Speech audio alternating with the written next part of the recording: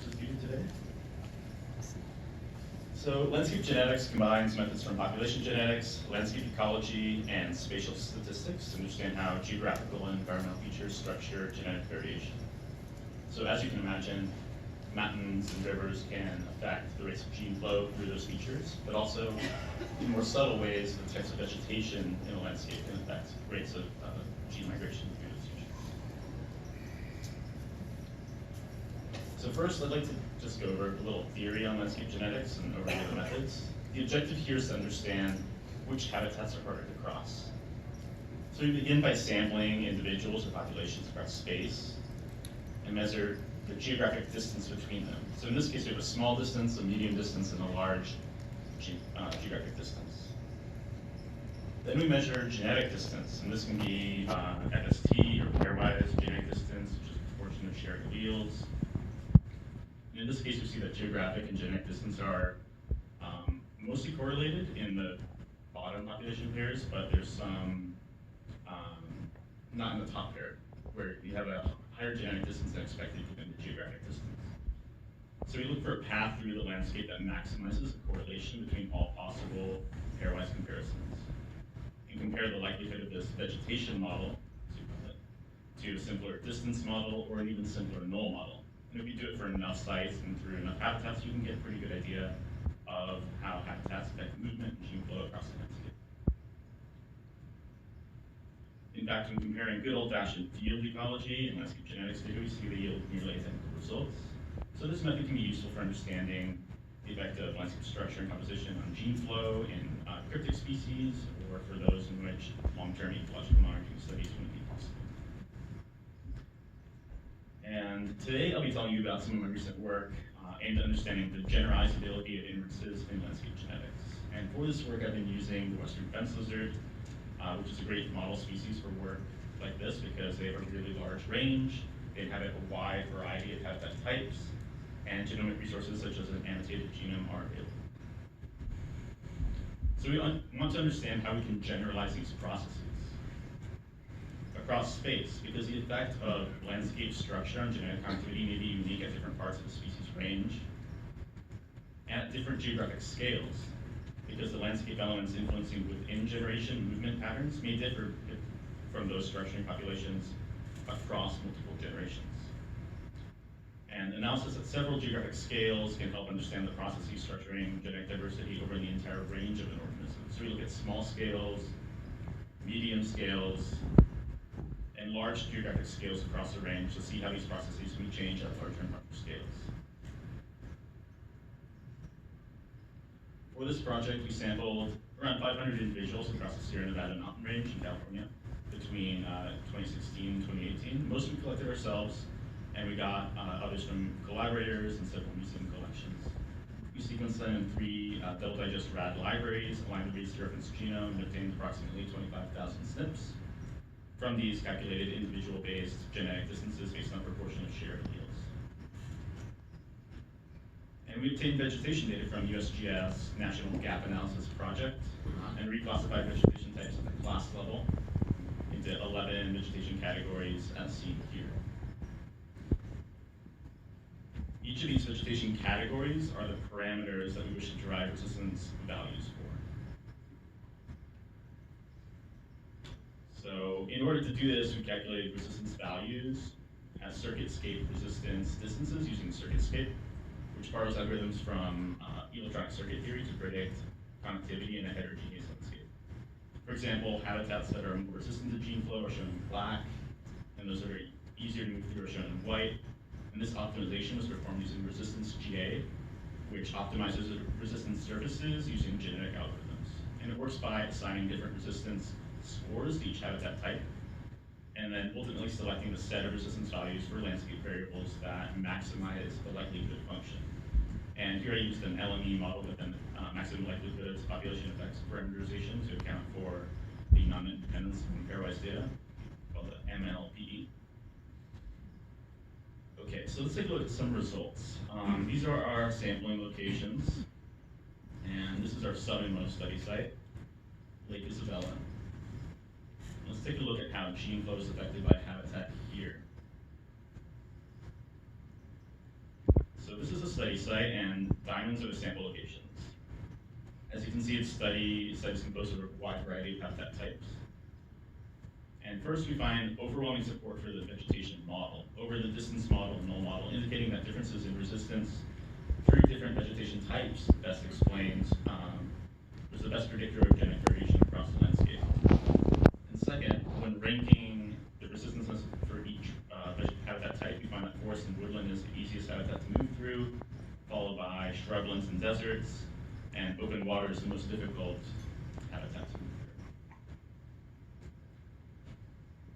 through. And we can combine this information and the spatial arrangement of habitat types to generate a current map, where the areas that are important for gene flow are shown in white, and those which inhibit gene flow are shown in black. And this can be useful for targeting priority areas for conservation. And most landscape genetics studies stop there, but we're interested in how these results might change in different parts of the species range. So we can compare results from southern sites to those at northern sites, and we find similar or different effects of habitat type on gene flow. And as you can see, in both cases, the vegetation model most strongly predicts gene flow over the distance model and the null model. And there's some similarities in how these species interacts with their habitat and their environment at the northern and southern end of the range, at least over a sample of locations. But importantly, there's some differences here. So deserts are easier to move through at higher latitudes, and it might be because deserts are hotter in southern regions and represent more of a barrier there. Further work will include more spatial data in the analysis, including climate and topography, to fully understand how the environment structures genetic variation. So topography is published by USGS, and temperature and precipitation published by PRISM Climate Group.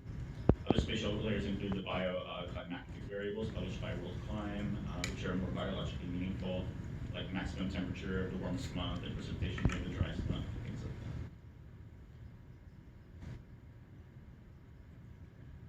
that. Another novel aspect of our study is that we're explicitly testing the effect of spatial scale on landscape genetics processes. So this is important to understand the scale at which different ecological features play a dominant role in affecting genetic variation. For example, by varying the scale of analysis, we can determine the optimal geographic scale design of habitat reserves and corridors, where the kinds of specific habitat features presence is important to gene flow. So as we've seen in these 2,500 square kilometer areas, vegetation type is the primary factor affecting genetic similarity. However, in 10,000 square kilometer areas, we see that in all cases, distance is the most important variable predicting genetic similarity. That is, isolation by distance already dominates at this scale. So our results are important for a number of reasons, including understanding large-scale wilderness habitat connectivity and the areas of habitats that are priority for conservation across large geographic scales. And in California, there are approximately 80 agencies working to understand what parts of the landscape are important for conservation priorities across the state. And this kind of landscape level conservation plan is already being implemented in many other areas as well. And ultimately, these results are important at a global scale. There's already work being conducted to try to understand which habitats are most important for gene flow and connectivity and preservation of biodiversity worldwide. The Half Earth Project is an initiative put forward by Professor E.O. Wilson to preserve half the Earth for species diversity. And at the center of these efforts is the Mapping Corps, which is a platform that tries to answer these questions: what parts of the planet are protected now, and where should we protect in the future? And landscape genetics, I think, is fundamentally important to answer the latter question.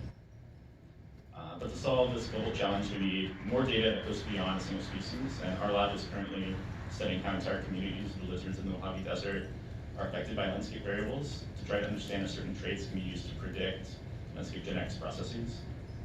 And ultimately, we hope to build models that can be used to inform global habitat conservation priorities. Finally, a project of the size and scope can be expensive and difficult to conduct, so I'd like to thank our funding partners and museums that have helped and worked with us on these projects. And extend a special thank you to all the people that have contributed to this project in one way or another. With that, I'd be happy to take any questions.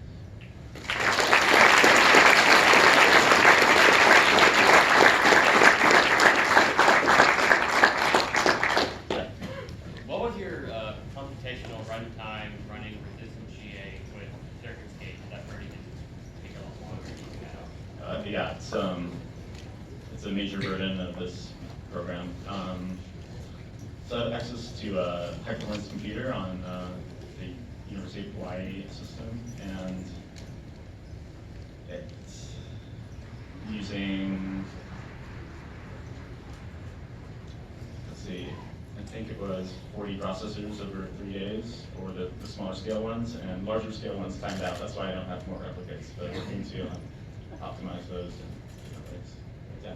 So I understand that when you're looking at transferability, you get different optimal models in the south versus the north. Is it possible to ask, if you apply the best fit model from the south to the north, is it significantly worse than the one that was identified as best fit there? Do you know what I mean? Can you ask, does this transfer from a model for which inferences are made in one location applied to a second location? Does it give you the wrong answer, or is it just a little bit worse than the other one? Yeah, that's a good point, and that's something we plan on implementing is looking at can we map a resistant surface to another area of the range and generate individuals or populations, and can we recover that surface using these methods and see if we can get the similar results. Do you try different genetics?